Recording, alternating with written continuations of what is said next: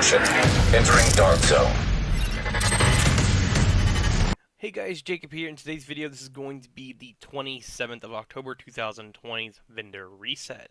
As usual, I'm going to be starting at the base of ops and working our whole way to New York City and also the Dark Zones. First, at the front desk, he is selling a Glory Days. If you guys don't have this, I'd highly recommend picking it up. This one's not too bad, and it does have damage to armor on it, so you can always max out the assault rifle damage or max out the health damage depending on what you want to have higher. I'm going to scroll through a few more items in case any of you guys want to pick these up. But overall, the Glory Days is pretty much the main item he is selling today. Now, the next location is going to be the clan vendor. If you guys are not in a clan, you will not have access. If I remember correctly, it pretty much pops up an invisible wall and won't allow you in here. So if you want to have access to these items, make sure you hop into a clan. This week he's selling the Mop shotgun. This is the new shotgun that was added in T11. It has max armor on kill. Due to the fact that this is a attribute style weapon, instead of a talent, you're getting a max attribute, which is a unique, which is armor on kill. There's actually nothing in the game, or no weapon in the game like this, so it's a really awesome weapon to have. So if you guys don't have this, I'd highly recommend picking this up and just changing the talent and running it like this.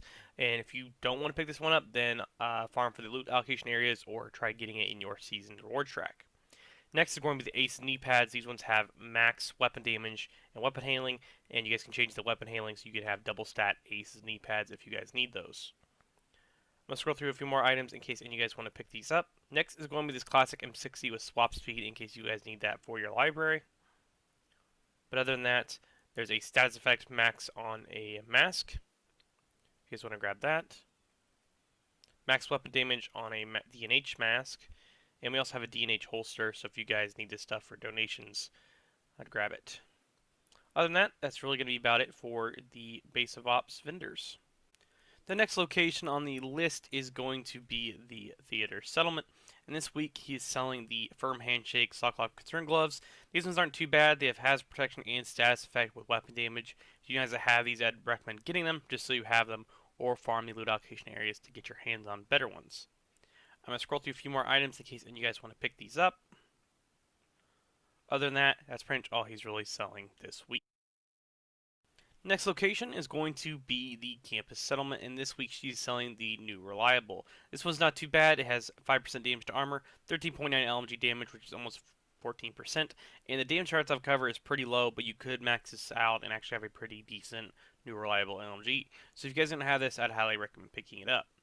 I'm going to scroll through a few more items in case any of you guys want to pick these up if you need them for projects or just want to have them for different types of builds. But other than that, that's pretty much all she's really selling this week. Location on the list are going to be the Dark Zones. If you guys are new to the game and you're not aware, the DZ has a different type of currency and you will have to go to the Dark Zone to get this currency. You'll have to open up little tiny boxes or deconstruct gear and extract it so you can buy stuff from these vendors.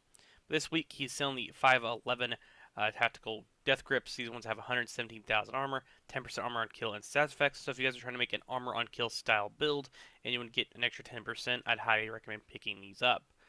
But at the same time, they will cost you 152 credits, so make sure you guys have a decent amount of credits to buy these. I'm going to scroll through a few more items in case you guys want to pick these up.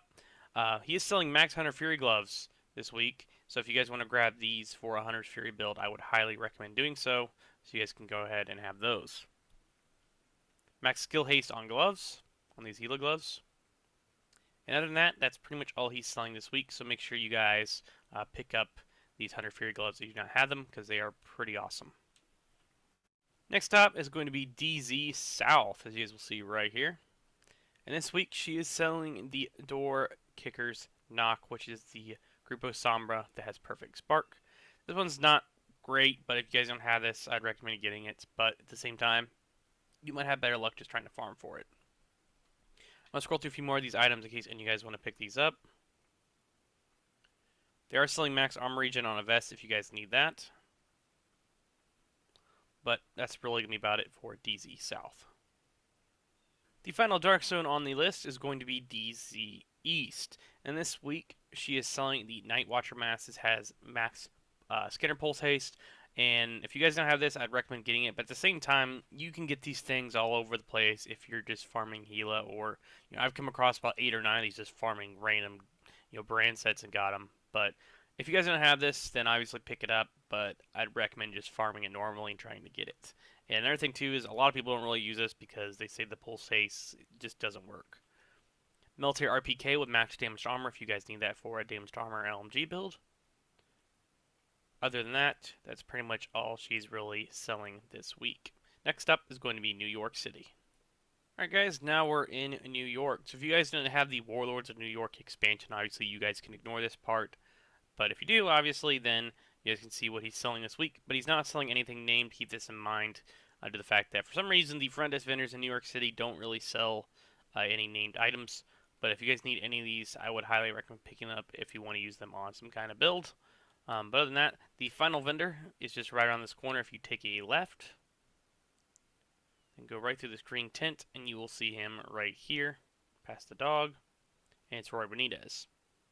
But as usual, he's not really selling anything this week as well. But if you guys see any of these items and want to pick them up for yourself, I would highly recommend doing so. But really, that's about it, guys. Thank you all for watching. Make sure you subscribe for more Division 2 content.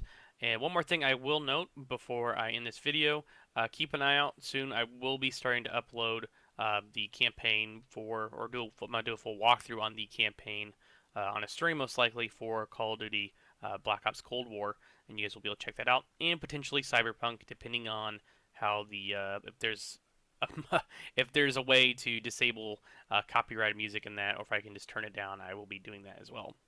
But as usual, thank you all for watching, and I will catch you guys all later. So you're gonna have to ask yourself, is this a fight you think you can win?